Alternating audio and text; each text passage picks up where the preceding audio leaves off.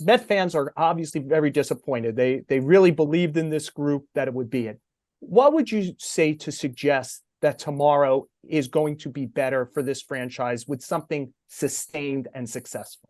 What we were able to do and the talent that we were able to bring into the organization, might have taken 2 to 3 draft cycles to accomplish. And being able to grab, prospects that are at AA, high A, AA, even AAA level, shrinks a little bit of that development ladder down.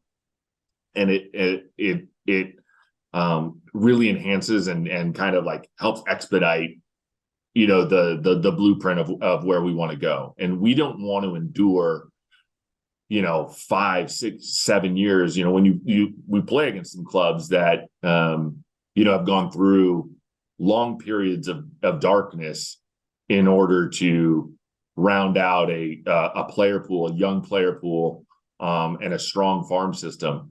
And that's not what we want to endure. We want to be able to execute on that quicker.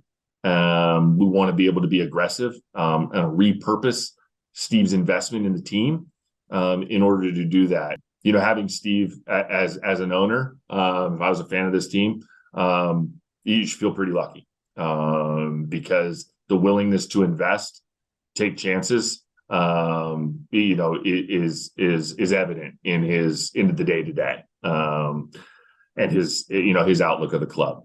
And then at the same token, being able to bring in that high end talent that's closer to the big leagues to round out, the last couple drafts, like you alluded to, whether that's the Paradas and the Williams and Tidwells, and I mean even Tyler Stewart and Christian Scott and a number of Mike Vassals and a number of the players that are here should make the fan base and our supporters feel good about what the future looks like, knowing that they'll have an owner that's going to continue to invest in this club, both at the major league level and in the infrastructure and some of the things that he's alluded to that aren't quite as recognizable and aren't quite as noticeable, but are still critically important to executing on the future.